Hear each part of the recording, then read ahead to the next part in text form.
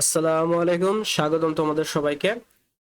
আজকে আমরা ফিজিক্সের পঞ্চম অধ্যায় পদার্থের অবস্থা এবং চাপের বোর্ড এমসিকিউ গুলো শুরু করব। বেশি দেরি না করে চলো শুরু করি। প্রথম প্রশ্ন, পানিতে অদ্রবণীয় দুটি কঠিন পদার্থ এ এবং বি, এ এর আয়তন 1500 সেন্টিমিটার কিউব এবং ভর 0.9 কেজি এবং বি এর ঘনত্ব এ এর ঘনত্বের দ্বিগুণ। এই বস্তুকে পানির 0.5 মিটার গভীরে নিলে কত চাপ অনুভব করবে? তাহলে আমরা জানি যে P is equals to H rho g. আমাদের এইচ এর ভ্যালু দিয়েছে 0.5। রো যেহেতু আমরা পানিতে নিচ্ছি সেহেতু আমাদের ঘনত্ব হবে 1000 কেজি পার মিটার কিউব এবং আমাদের জি এর ভ্যালু হবে 9.8। হিসাব করলে আসে 4900 প্যাসকেল, অর্থাৎ একেরই হবে সঠিক উত্তর। পরবর্তী প্রশ্ন, এ এবং বি দুটি বস্তুকে যদি পানিতে ছেড়ে দিই তাহলে কি ঘটবে? এখন আমরা জানি আমাদের বেসিক কনসেপ্ট হচ্ছে কোনো বস্তু ডুবে তখনই যাবে যখন সেটার ঘনত্ব পানির থেকে বেশি হবে। আমরা জানি পানির ঘনত্ব 1000 কেজি মিটার ইনভার্স 3, অর্থাৎ যদি এ বস্তুর ঘনত্ব বা কোনো বস্তুর ঘনত্ব 1000-এর থেকে বেশি হয় তাহলে সেটা পানিতে ডুবে যাবে এবং 1000 থেকে কম হলে সেটা পানিতে ভেসে থাকবে। তাহলে সবার আগে আমরা এ বস্তুর ঘনত্ব বের করি। এ বস্তুর ঘনত্ব বের করার জন্য আমরা জানি ঘনত্বের সূত্র rho is equals to M by V. আমার বস্তুর ভর দেওয়া আছে 0.9 কেজি এবং আমার ভি এর ভ্যালু 1500 সিসি। 1500 সিসি বলতে সেন্টিমিটার কিউব, এবং একে যদি আমরা মিটার কিউবে নিয়ে যেতে চাই তাহলে আমাদের ওকে 10⁻6 দ্বারা গুণ করতে হবে। তাহলে আমাদের হিসাবে আসবে 600 কেজি মিটার ইনভার্স 3। এবং আমাদের তাহলে বি বস্তুর ঘনত্ব কত হবে? এই 600 গুণন 2 অর্থাৎ 1200 কেজি মিটার পার ইনভার্স 3। তাহলে আমাদের এ বস্তুর ঘনত্ব যেহেতু 600, সেটা 1000 থেকে কম, অর্থাৎ এ বস্তু ভেসে থাকবে, এবং বি বস্তুর ঘনত্ব 1200, 1000-এর থেকে বেশি, অর্থাৎ বি বস্তু ডুবে যাবে। সুতরাং সঠিক উত্তর হবে ডি, এ ভাসবে কিন্তু বি ডুবে যাবে। পরবর্তী প্রশ্ন, বাল্ক মডুলাসের একক কি? আমরা জানি বাল্ক মডুলাস মানে হচ্ছে ভর গুণন আয়তন ভাগ আয়তন, এবং আয়তনের একক তো same, metre cube. Metre cube কেটে যায়, অর্থাৎ চাপের এককই হবে আমাদের বাল্ক মডুলাসের একক। চাপের একক কি? নিউটন মিটার ইনভার্স 2, অর্থাৎ আমাদের সঠিক উত্তর হবে 3 এর বি, নিউটন মিটার ইনভার্স 2। পরবর্তী প্রশ্ন, টর্সেলির পরীক্ষায় পারদ না হয়ে পানি ব্যবহার করলে পানির স্তম্ভের উচ্চতা 13.6 গুণ বেড়ে যাবে, 10.3 মিটার উপরে উঠে থেমে যাবে, নাকি 76 মিটার সেন্টিমিটার উঠে থেমে যাবে? এটা সলভ করা একটু ট্রিকি, কারণ ধরো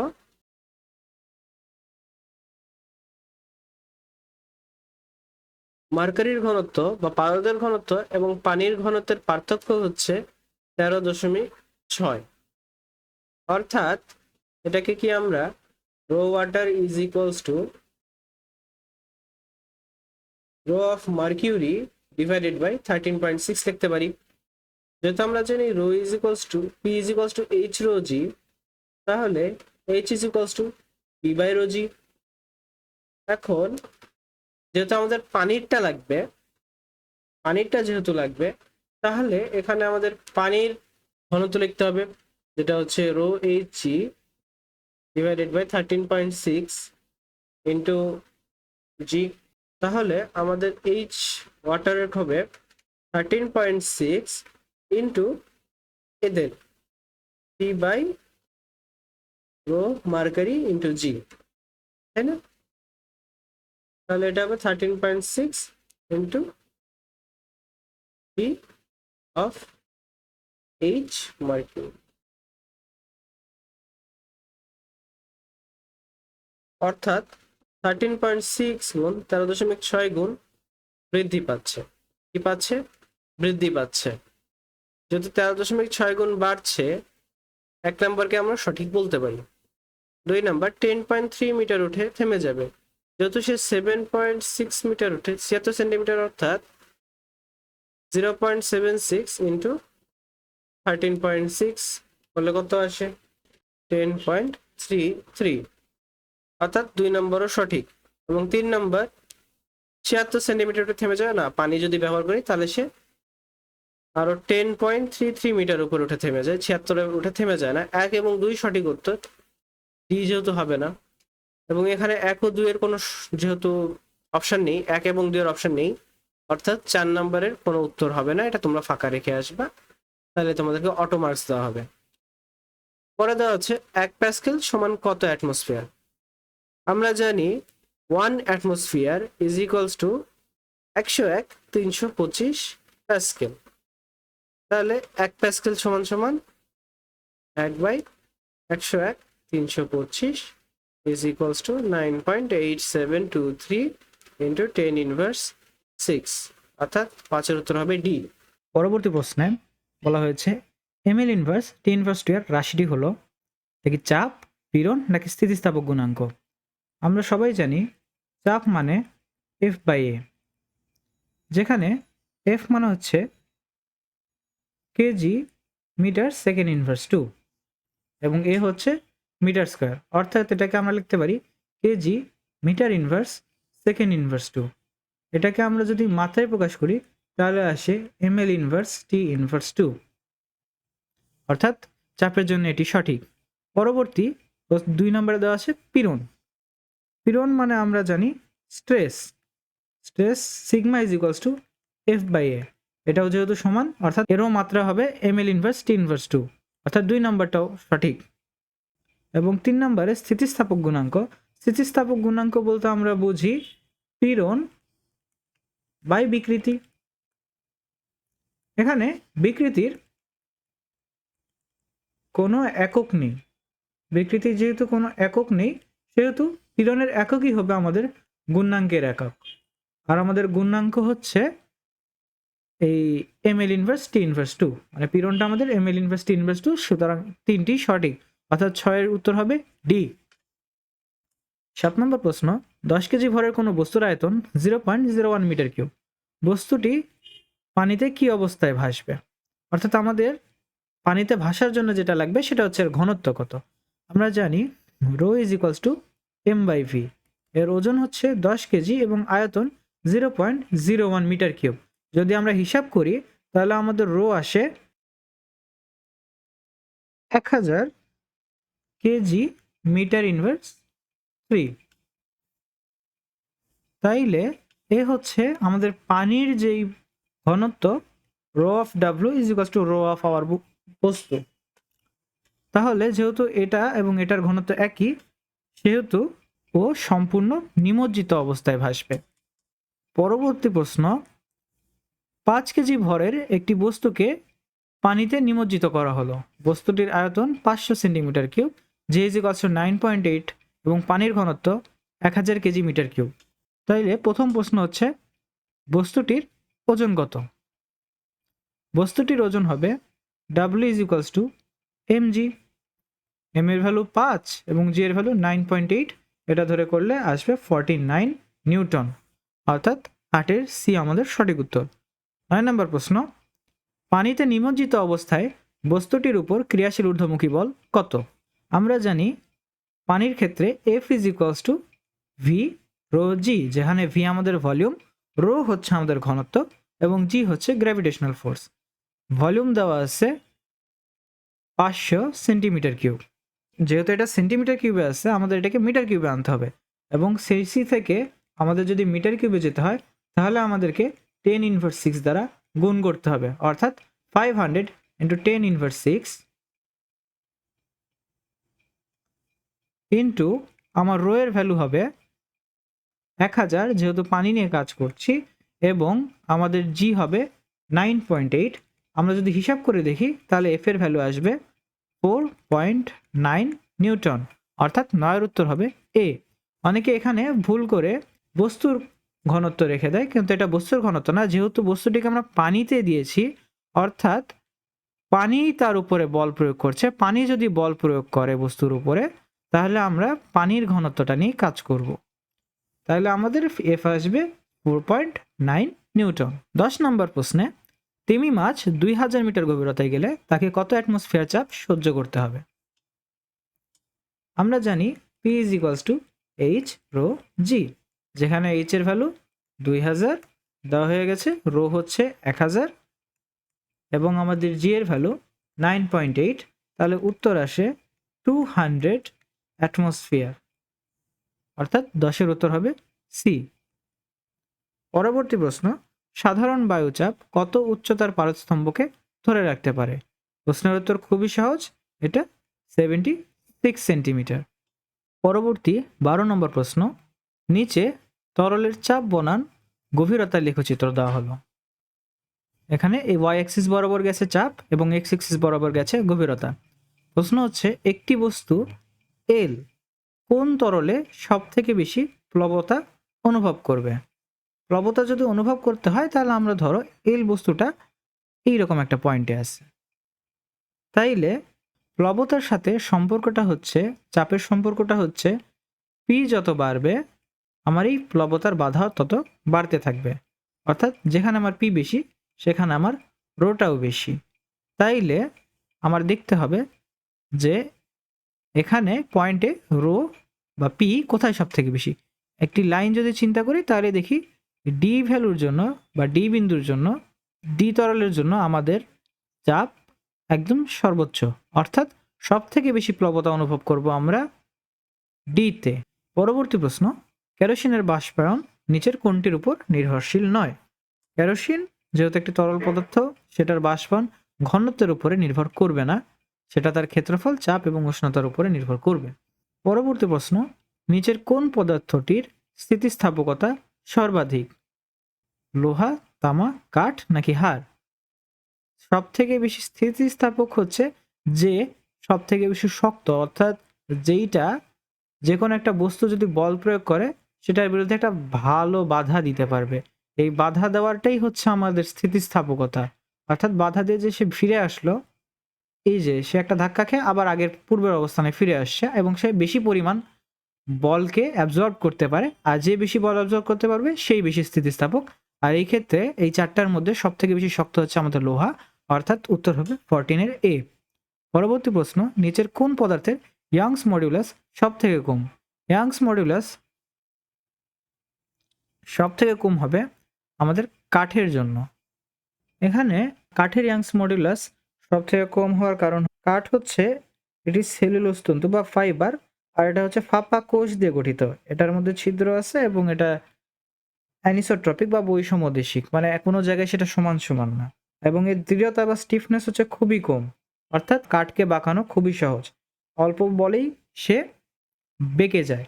আর যে বস্তুকে যত সহজে বাঁকা করা যাবে, যে বস্তুকে যত সহজে ফোর্স অ্যাপ্লাই করলে বাঁকা করা যাবে, সেই বস্তুর ইয়াংস মডিউলাস সব থেকে কম।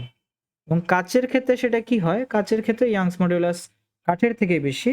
তো বলতেই পারে কাছে ধাক্কা দিলে সে তো সহজে ভেঙে যায়, তাহলে কাচ কেন না? কারণ কাচের ইয়াংস মডিউলাস হচ্ছে, বা তাকে যদি আমি বিকৃত করতে চাই তাহলে ইয়াংস মডিউলাসের ভ্যালু হচ্ছে 65 থেকে, কাচের ইয়াংস মডুলাস ভ্যালু হচ্ছে 65 থেকে 90 গিগা প্যাসকেল, কিন্তু কাঠেরটা হচ্ছে 8 থেকে 15 গিগা প্যাসকেল। এই জন্যেই কাঠের ইয়াংস মডুলাস সব থেকে কম। পরবর্তী প্রশ্ন, লোহার ঘনত্ব কত? লোহার ঘনত্ব হচ্ছে 7.8 গ্রাম পার সেন্টিমিটার কিউব। 17 নম্বর প্রশ্ন, 1 সিসি বা 1 সেন্টিমিটার কিউব কেরোসিনের ভর 0.8 গ্রাম। কেরোসিনের 50 সেন্টিমিটার গভীরে চাপ কত?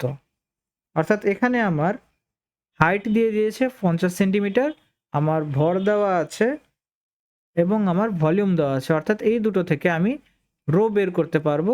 তাইলে আমি চাপ P = H rho g formula apply করলে অ্যান্সার পেয়ে যাব। তাহলে আমার H হচ্ছে 50 সেন্টিমিটার, একে আমি মিটারে কনভার্ট করি 100 দিয়ে ভাগ করে, এবং রো এর ভ্যালু হবে রো = m/v। এম এর ভ্যালু হচ্ছে আমার 0.8 গ্রাম, একে যদি আমি কেজিতে নিতে যাই আমাকে 1000 দিয়ে ভাগ করতে হবে, এবং এদেরকে আবার ভলিউম দ্বারা ভাগ করতে হবে যেটা হচ্ছে 1 সিসি, আর সিসি থেকে মিটার কিউবে যেতে হলে আমাদের 10⁻6 দ্বারা গুণ করতে হবে, *6 দ্বারা গুণ করতে হবে, এবং যেটি হচ্ছে 9.8, এটা যদি আমরা বসাই তাহলে আমাদের উত্তর আসে 3920 নিউটন মিটার/2, অর্থাৎ 17-এর উত্তর হবে বি। 18 নম্বর প্রশ্ন, বর্জ্যপাত হলে যে বিজলির আলো দেখা যায় সেটি পদার্থের কোন অবস্থা? সেটি হচ্ছে পদার্থের চতুর্থ অবস্থা, যেটাকে আমরা প্লাজমা নামে চিনি। পরবর্তী প্রশ্ন, তরলে নিমজ্জিত বস্তু ওজন হারায় নিচের কোনটির জন্য? তরলে যদি কোনো একটা বস্তুকে আমরা নিমজ্জিত করি, ও তো নিচে যেতে থাকবে জি ফোর্সের কারণে, আর তার নিজের ওয়েটের কারণে সে নিচে যেতে থাকবে, কিন্তু নিচে যে তরলগুলো আছে সেই তরলগুলো তাকে ঊর্ধ্বমুখী একটা বাধা প্রদান করবে, যার কারণে সে তার ওজন হারাবে, এবং এটাকেই বলা হয়, অর্থাৎ আমাদের উত্তর হবে 19-এর এ, ঊর্ধ্বমুখী বল। পরবর্তী, কোয়ার্ক দিয়ে গঠিত কি? ইলেকট্রন, প্রোটন না নিউট্রন? কোয়ার্ক দিয়ে গঠিত হচ্ছে প্রোটন এবং নিউট্রন। 21, বস্তুর ওজন তরলের প্লবতার চেয়ে বেশি হলে কোনটি ঘটবে? আর বস্তুর ওজন যদি তরলের প্লবতার থেকে বেশি হয়, তাহলে ধরো আমার এই তরল আছে, আমার প্লবতা তাকে যতখানি উপরে রাখবে আমার বস্তু কিন্তু তার থেকে বেশি যাবে, অর্থাৎ এটা অনেকটা উপরে 10 নিউটন হয়েছে আর নিচে 30 নিউটন চলতেছে, তাহলে 30 নিউটন বল প্রয়োগ হয়েছে, তাহলে কি হবে, আমার 20 নিউটন বেশি থাকতেছে আর আমি নিচে চলে যাব, অর্থাৎ আমার বস্তুটি তরলে সম্পূর্ণ ডুবে যাবে। 21-এর এই হবে সঠিক উত্তর। 22 নম্বর প্রশ্ন, পানি ও কেরোসিনের ঘনত্বের অনুপাত 5:4। কোনো বস্তু পানিতে নিমজ্জিত অবস্থায় ভাসলে বস্তুটি কেরোসিনে কি হবে? সে কি সম্পূর্ণ ভেসে থাকবে, আংশিক নিমজ্জিত অবস্থায় ভাসবে, নিমজ্জিত অবস্থায় ভাসবে, নাকি সম্পূর্ণ ডুবে যাবে?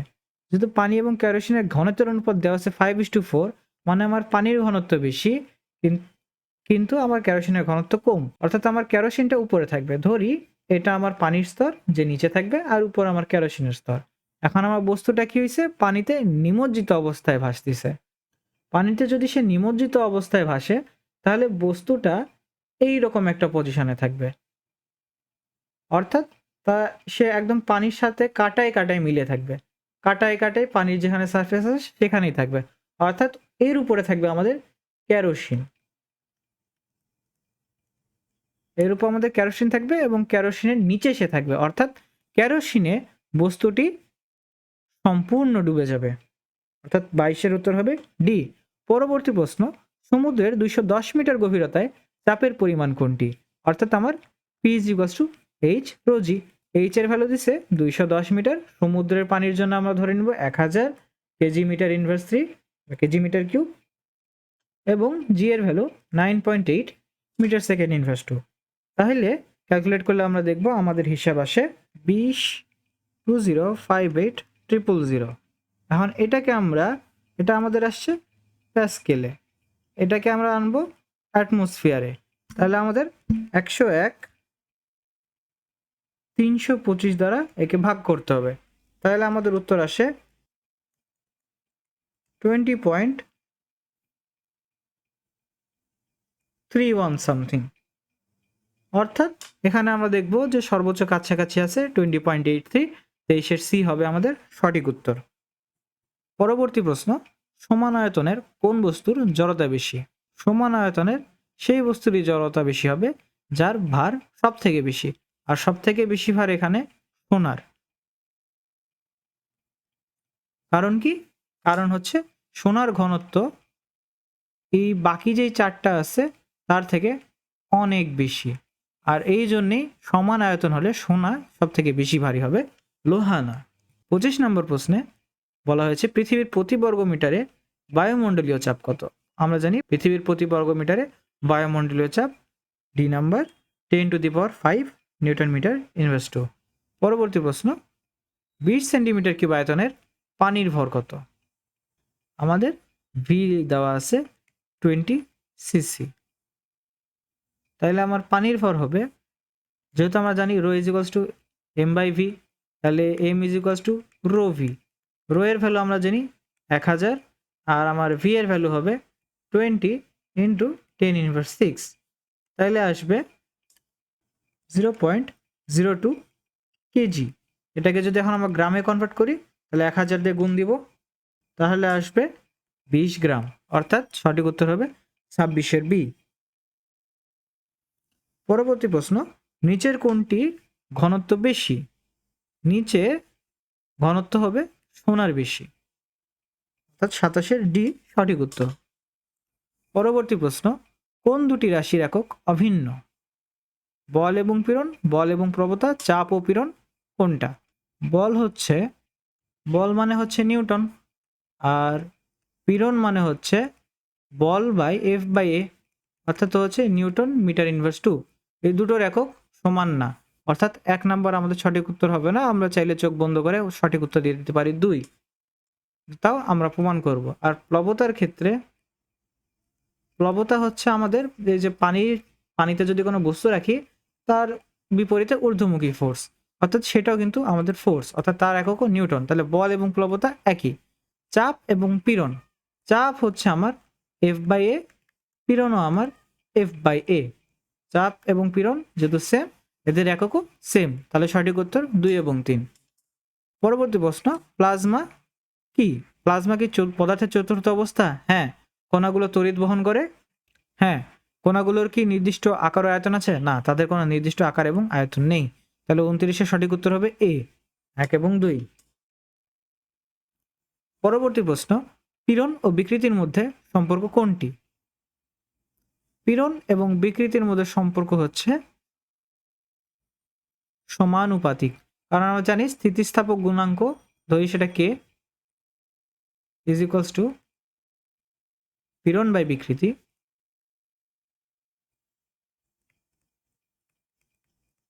যেখানে তাহলে আমরা কে এর জায়গায় বিকৃতি গুণ করে দিতে পারি, বিকৃতি ইজ ইকুয়ালস টু পীড়ন। যেহেতু এদের এখন গুণফল করছি, তাহলে কে এর জায়গায় আমি লিখতে পারি না বিকৃতি ইজ প্রপোর্শনাল টু বা সমানুপাতিক পীড়ন। মানে সমানুপাতিক বলতে বোঝায় আমার যদি বিকৃতি বৃদ্ধি পায় আমার পীড়নও বৃদ্ধি পাবে, এবং বিকৃতি কমলে আমার পীড়নও কমে যাবে। এটাই হচ্ছে সমানুপাতিক সম্পর্ক। পরবর্তী প্রশ্ন, নির্দিষ্ট ঘনত্বের তরলের গভীরতা 3 মিটার থেকে 9 মিটার করলে চাপ কত গুণ বাড়বে?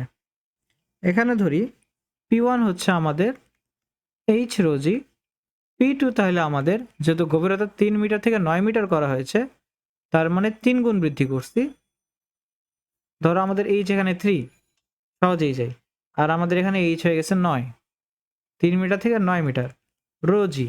তাহলে P1 by P2, P2 by P1 যদি করি তাহলে আসে 9/3, কারণ রোজি রোজি তো সমান, কেটে যাবে। তাহলে আসবে 3:1। আমাদের চাপ 3 গুণ বৃদ্ধি পেয়েছে। 31-এর এই হবে সঠিক উত্তর। 32 নম্বর, ঘনত্বের একক কোনটি? ঘনত্বের একক আমরা জানি কেজি পার মিটার কিউব। পরবর্তী প্রশ্ন, 5 সেন্টিমিটার স্কোয়ার ক্ষেত্রফলের উপর 2 নিউটন বল লম্বভাবে প্রযুক্ত হলে কত চাপ সৃষ্টি হবে? আমার এ দেওয়া আছে 5 সেন্টিমিটার স্কোয়ার, যেটাকে চাইলে আমি 10 ইনভার্স 1 মিটার সমান 100 সেন্টিমিটার, তার মানে 10 ইনভার্স 4 লিখতে পারি। এবং আমাদের এফ দেওয়া আছে 2 নিউটন, তাহলে চাপ হবে P is equals to F by A, যেটা হচ্ছে 2/5 ইন্টু 10 ইনভার্স 4 মিটার স্কোয়ার, অর্থাৎ উত্তর হবে 4000 প্যাসকেল। 33-এর ডি সঠিক উত্তর। পরবর্তী প্রশ্ন, কোন পদার্থ বৃদ্ধির কারণে বাতাসের ঘনত্ব কমে যায়? জলীয় বাষ্প বৃদ্ধির কারণে বাতাসের ঘনত্ব কমে যায়। পরবর্তী প্রশ্ন, প্যাসকেলের সূত্রানুসারে বড় সিলিন্ডার ও ছোট সিলিন্ডারের প্রস্থচ্ছেদের ক্ষেত্রফলের অনুপাত 100 হলে বড় সিলিন্ডারে কি হবে? তাহলে ধরি, যেহেতু প্যাসকেলের সূত্র আমরা জানি, প্যাসকেলের সূত্র হচ্ছে F1 by F2 is equals to A1 by A2।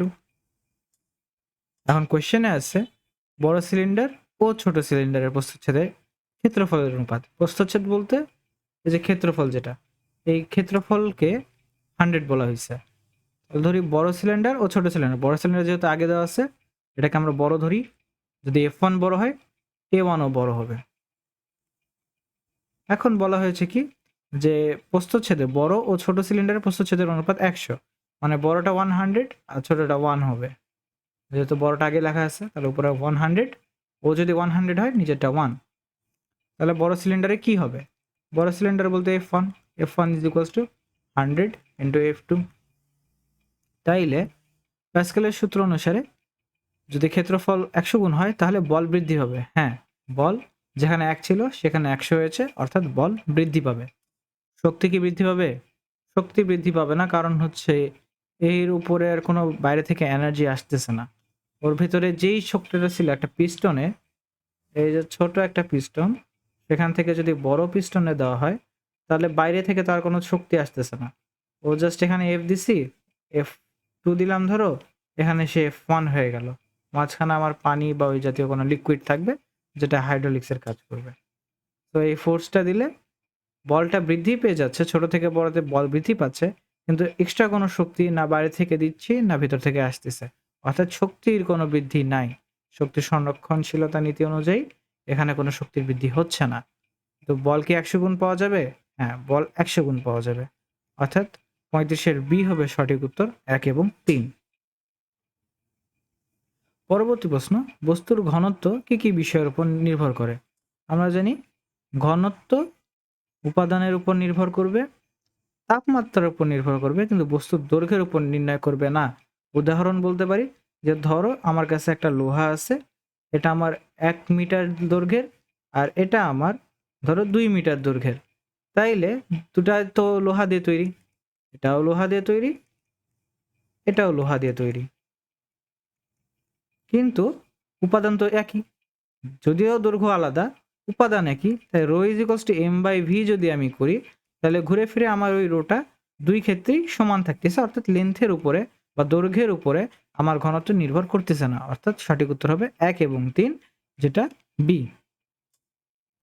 পরবর্তী প্রশ্নে 200 গ্রাম ভরের 250 সেন্টিমিটার কিউব আয়তনের একটি বস্তুকে পানিতে ছেড়ে দিলে কি হবে?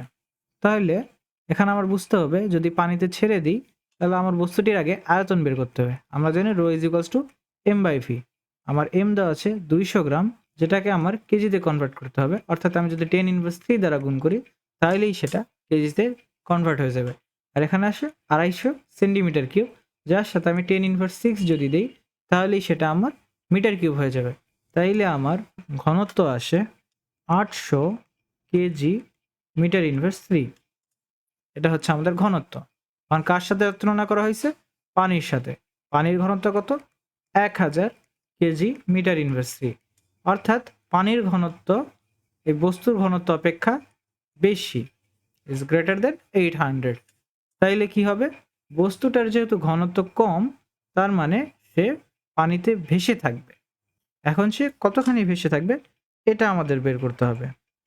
এটাই হবে আমাদের rho by rho W into 100%, অর্থাৎ আমার রো যদি হয় এই বস্তুটা 800 ডিভাইডেড বাই 1000, যেটা হচ্ছে পানির ঘনত্ব, ইন্টু 100, তাহলে আমাদের উত্তর আসে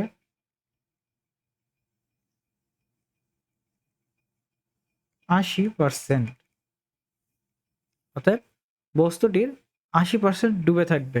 এটাই হবে আমাদের 37-এর উত্তর, 37-এ বি, বস্তুটির 80% ডুবে থাকবে।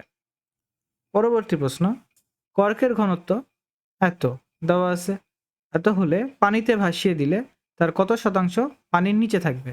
কেবল এই টাইপের আমরা ম্যাথ করছি, যেটা হচ্ছে এই কর্কের ঘনত্ব 0.25 × 10⁻³ ডিভাইডেড বাই পানির ঘনত্ব 1000 × 100%, অর্থাৎ এই 1000 এই 1000 কাটা 25.25 এর সাথে যদি 100 গুণ দিই তাহলে আসে 25%, অর্থাৎ ডুবে যাবে 25%। যদি বলতো পানির উপরে থাকবে তাহলে এখানে 100 - 25 সমান 75% হতো।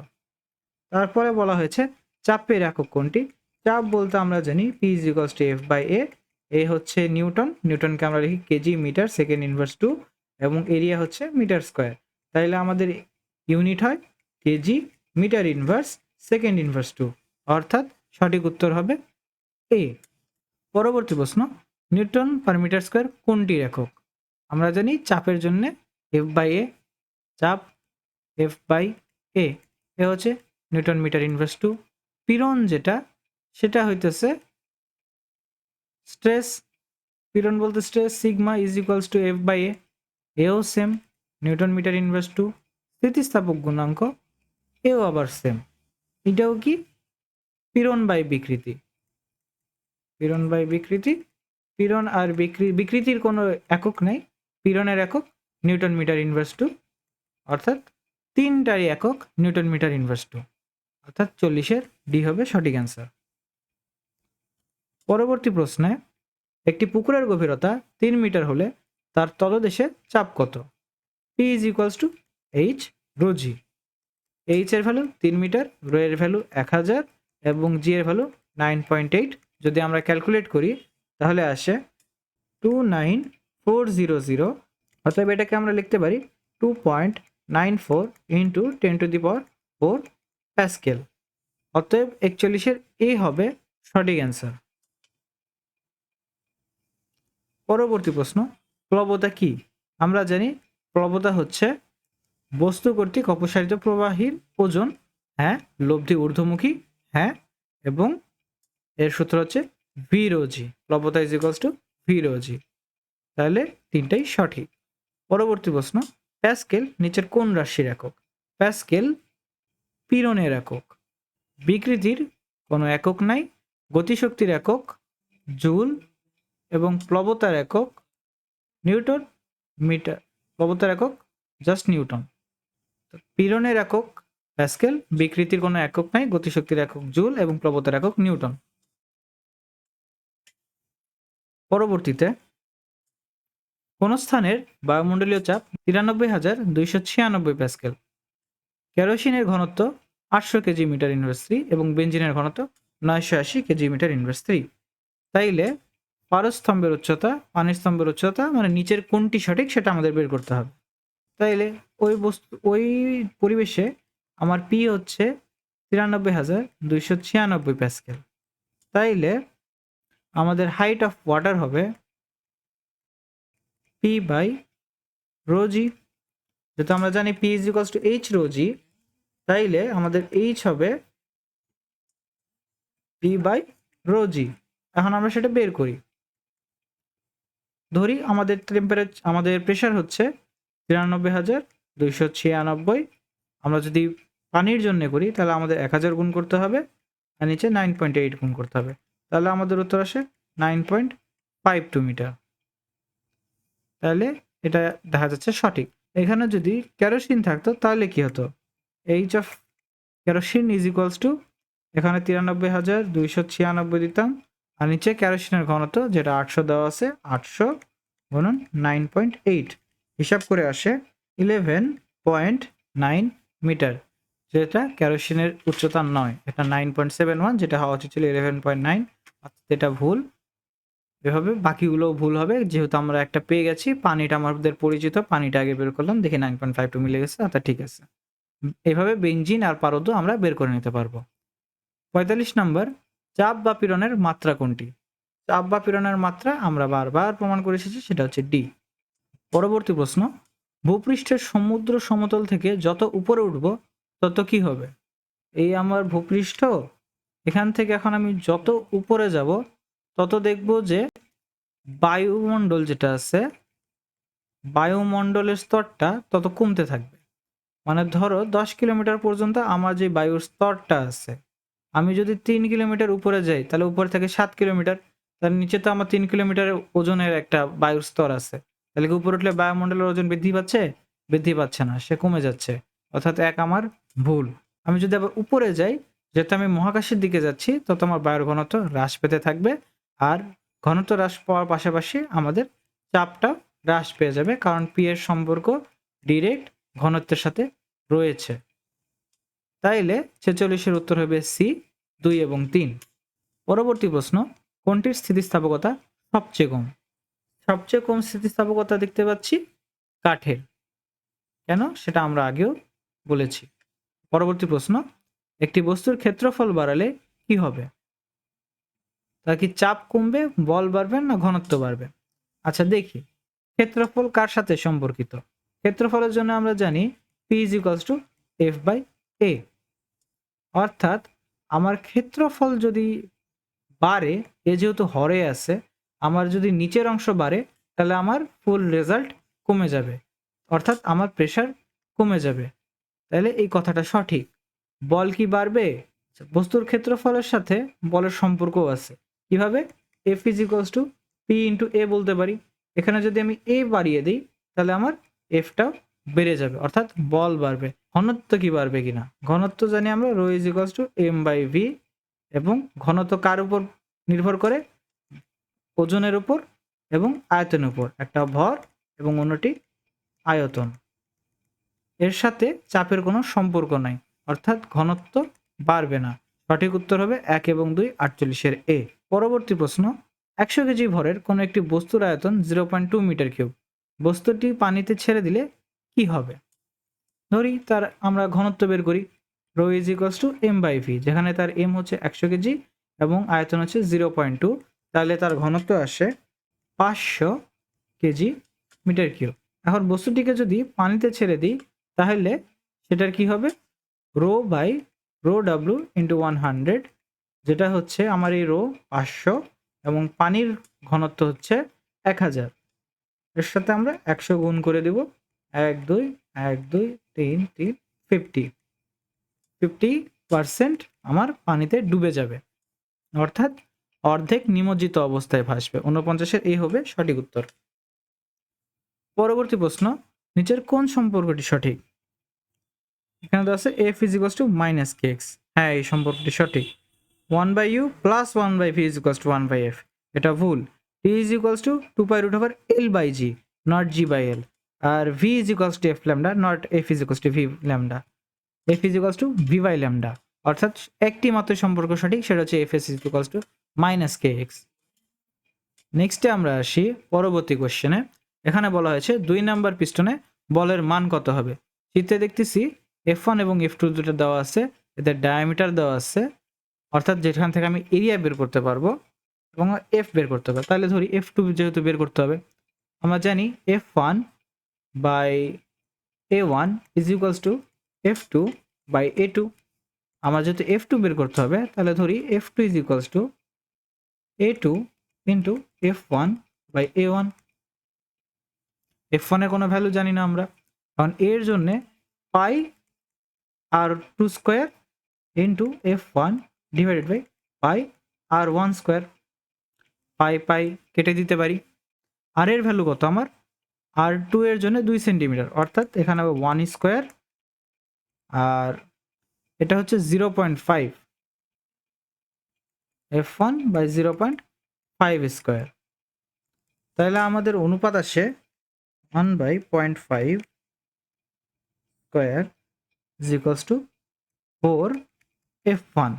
তাহলে 51 সঠিক উত্তর হবে ডি, 4F1। এখন পরবর্তী প্রশ্ন, 1 নম্বর পিস্টনে যদি 15 প্যাসকেল চাপ প্রয়োগ করি তাহলে 2 নম্বর পিস্টনে কত চাপ দিবে? তাহলে ধরি 1 নম্বর পিস্টনে 15 প্যাসকেল দেওয়া হয়েছে, তার মানে এটা পি। তাহলে আমার এফ এর ভ্যালু কত হবে? আমরা জানি P is equals to F by F. তাহলে F is equals to P into A, তাই না? তাহলে পি এর ভ্যালু কত? পি এর ভ্যালু দেওয়া আছে আমার 15, আর আমার এরিয়া পাই ইন্টু 0.5 স্কোয়ার, এটা হচ্ছে আমার F1। তাহলে আমার F2 কত হবে? F2 হবে, তার সাথে যদি আমি 4 গুণ করি, F2 is equals to 4 into 15 by 0.5 square. তাইলে আমার প্রেশার কত হবে এখন? Pressure equals to F by A, যেখানে ফোর্স আমার 60 pi into 0.5 square divided by area হচ্ছে পাই 0.1 স্কোয়ার।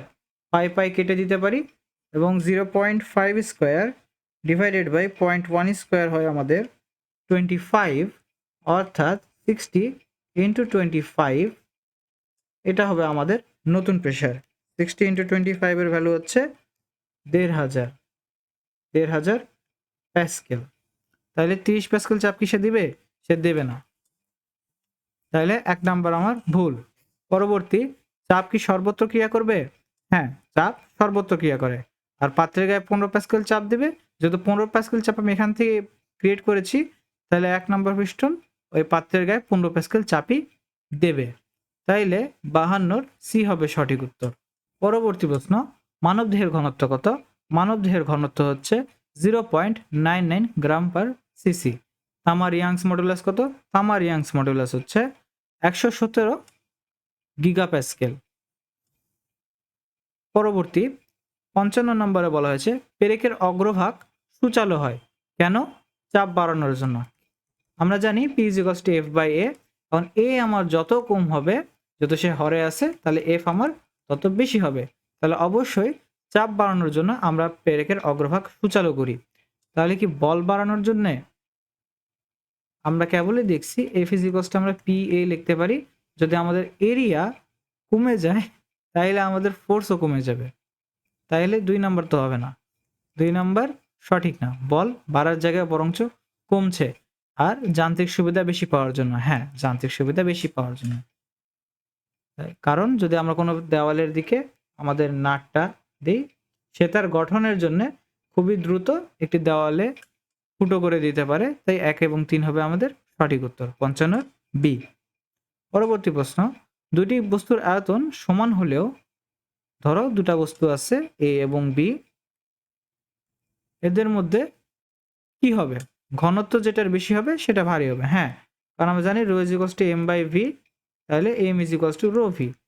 যার ঘনত্ব বেশি তার ভরও বেশি, কথা সত্য। এবং ঘনত্ব যেটার কম সেটা কি ভারী? না, কেবলই দেখলাম যেটার ঘনত্ব বেশি হবে সেটা বেশি ভারী হবে। তাহলে কম ঘনত্ব যেই বস্তু থাকবে সেটা কখনোই ভারী হবে না।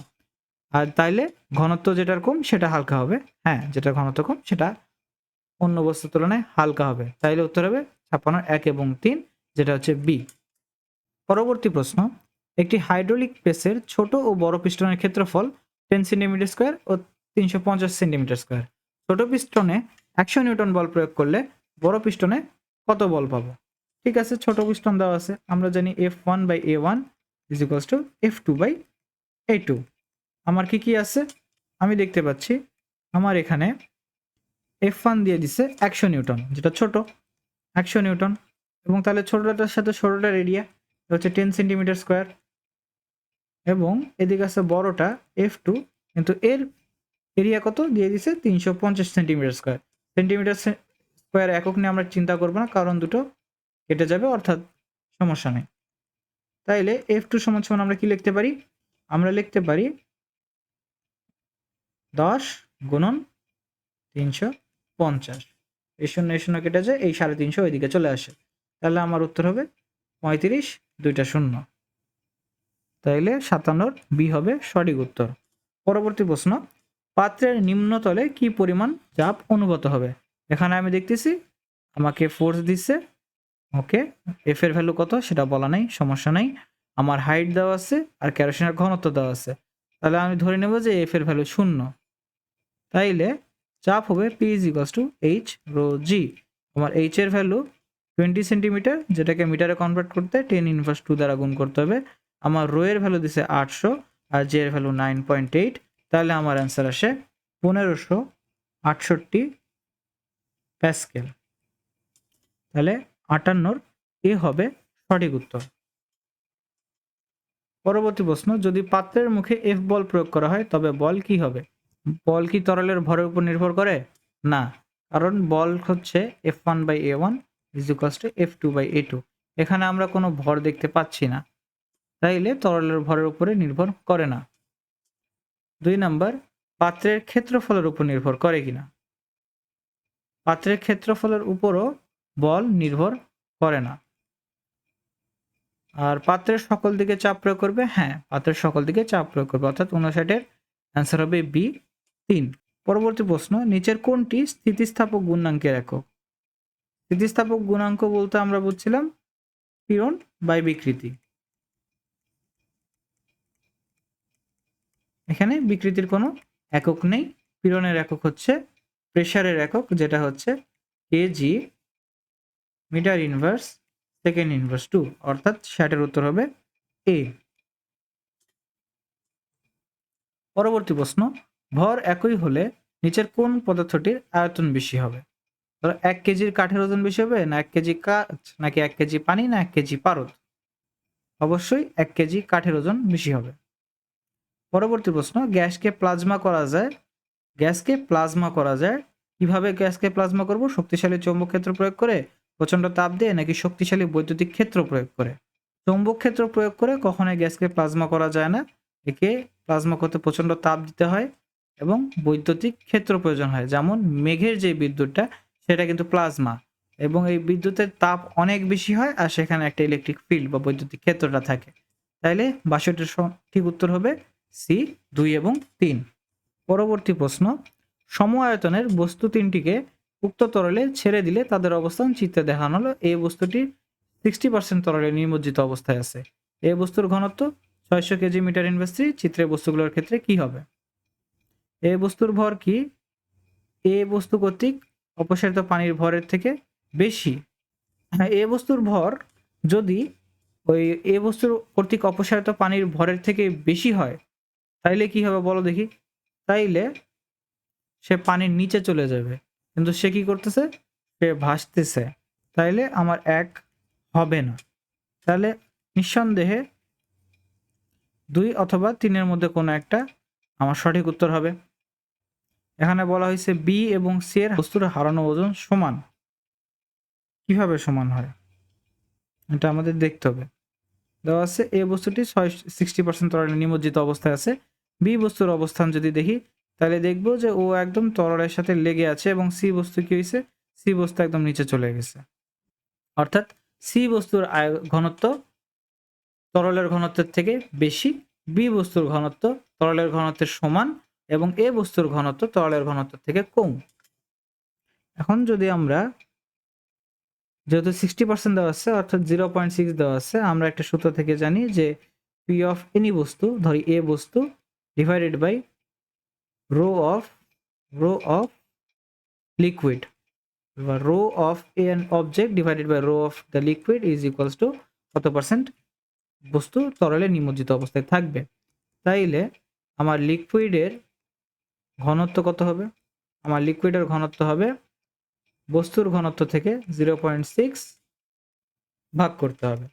তাইলে রো অফ লিকুইড হয় আমার 1000 কেজি মিটার ইনভার্স 3। তার মানে এই যে বি বস্তুটা আর তরলের ঘনত্ব যেহেতু সমান, তার মানে বি বস্তুর ঘনত্ব 1000 কেজি মিটার ইনভার্স 3 হবে। আর বি ও সি বস্তুর হারানো ওজন কি সমান?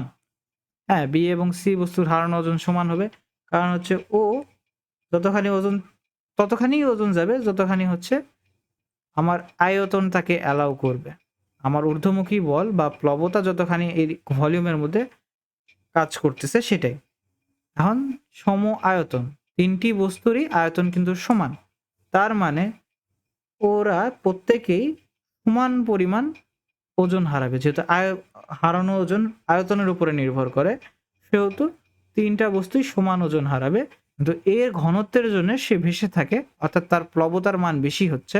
কিন্তু বি এবং সি সেই তরলের মধ্যে সম্পূর্ণ নিমজ্জিত অবস্থায় আছে, যদিও বি ভেসে আছে তার ঘনত্বের জন্য, কিন্তু তাদের আয়তন যেহেতু সমান সেহেতু তারা ওজনও সমান হারাবে, অর্থাৎ 63-র উত্তর হবে সি, 2 এবং 3। পরবর্তী প্রশ্ন, তরলের চাপ কি হবে? সে কি গভীরতার সমানুপাতিক, ক্ষেত্রফলের সমানুপাতিক, ঘনত্বের ব্যস্তানুপাতিক নাকি অভিকর্ষীয় ত্বরণের সমানুপাতিক সমান?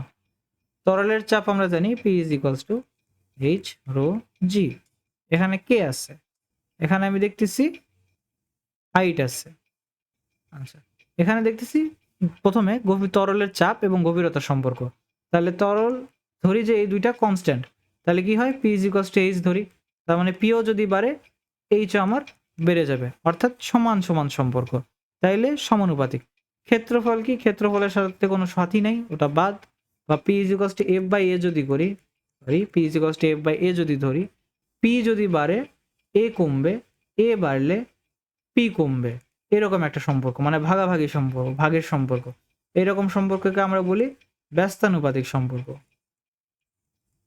সম্পর্ক ব্যস্তানুপাতিক সম্পর্ক, অর্থাৎ এটাও হবে না। ঘনত্বের ব্যস্তানুপাতিক কি? রোটা দেখো, যদি এইচ আর জি কনস্ট্যান্ট হয় তাহলে জাস্ট রো থাকে, তাহলে রো যদি বাড়ে পিও বাড়বে।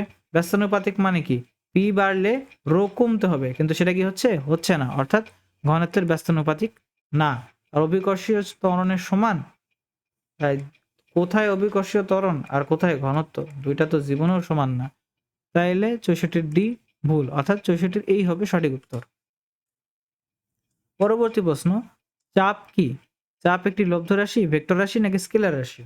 আমরা সবাই জানি চাপ হচ্ছে আমাদের লব্ধ রাশি, আর ও যেহেতু লব্ধ রাশি সে আমার স্কেলার রাশিও, অর্থাৎ 65 বি হবে আমার সঠিক অ্যান্সার। পরবর্তী প্রশ্ন, ব্যারোমিটারে পারদের উচ্চতা ধীরে ধীরে বাড়লে কোনটা ঘটবে? ব্যারোমিটারের পারদের উচ্চতা যদি বাড়ে তাহলে আমার আবহাওয়া শুষ্ক এবং পরিষ্কার থাকবে। নিচের কোন রাশিটি ছাড়া হুকের সূত্র অকার্যকর হবে? আমরা জানি নিচের স্থিতিস্থাপক সীমা যদি না থাকে তাহলে আমার হুকের সূত্র অকার্যকর হয়ে যাবে। প্রশ্ন, এভারেস্ট পর্বত শৃঙ্গের ওপর বায়ুমণ্ডলীয় পারদচাপ। আমরা জানি এভারেস্টে আমরা উপরে গেলে পারদের চাপ 30% পর্যন্ত ডিক্রিজ করে। তো আমাদের চাপ হবে 76 into 30 divided by 100 22.8 centimetre mercury, অর্থাৎ উত্তর হবে ডি 22.8। পরবর্তী প্রশ্ন, কোনো বস্তুকে স্থির তলে যদি নিমজ্জিত করি তাহলে বস্তু যে ওজনটা লাভ করে সেটা হইতেছে তার বস্তুর ওজন ও প্লবতার পার্থক্যের সমান। পরবর্তী প্রশ্ন, একটি তরল পূর্ণ পাত্রের তলদেশে তরল দ্বারা প্রযুক্ত চাপ যে বিষয়ের উপর নির্ভর করে? যেহেতু চাপের কথা আসছে, P = H ρ G কাদের কাদের উপর নির্ভর করতেছে? H এর উপর নির্ভর করতেছে, ঘনত্বের উপর নির্ভর করতেছে এবং আমার অভিকর্ষ ত্বরণের উপর নির্ভর করতেছে। অভিকর্ষ ত্বরণ আছে, ঘনত্ব আছে, উচ্চতাও আছে, তিনটার উপর নির্ভর করে। তার মানে এই তিনটাই হবে না। তাহলে কার উপর নির্ভর করে না?